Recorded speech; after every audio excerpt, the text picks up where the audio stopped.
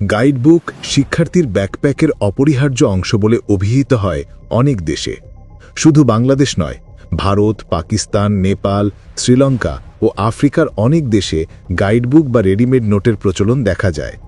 বাংলাদেশে গাইডবুক ব্যাপকভাবে ব্যবহৃত হচ্ছে।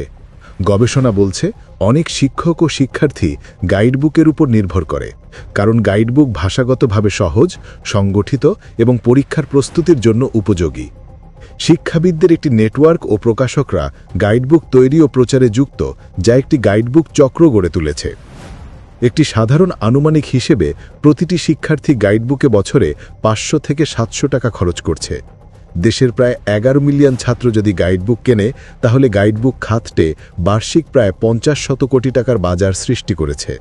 এই অতিরিক্ত খরচ দরিদ্র পরিবারগুলোর জন্য একটি বিশাল বোঝা।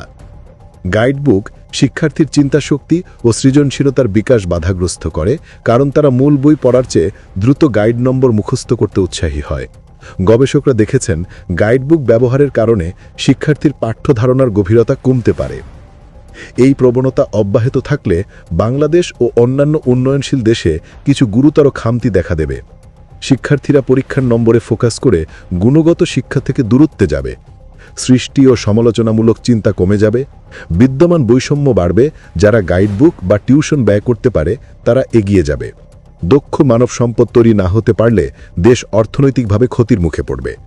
গাইডবুক আমাদের শিক্ষাকে ছায়া শিক্ষার দিকে ঠেলে নিয়ে যেতে পারে, যেখানে ব্যয়বহুল, গতি ও নম্বরপ্রিম খোঁজে, কিন্তু প্রকৃত জ্ঞান ও দক্ষতা হারিয়ে যায়। প্রকৃত উন্নয়ন হবে যেখানে পাঠ্য বই ও সৃজনশীল শিক্ষাপন্থাই থাকবে মূল ভিত্তি।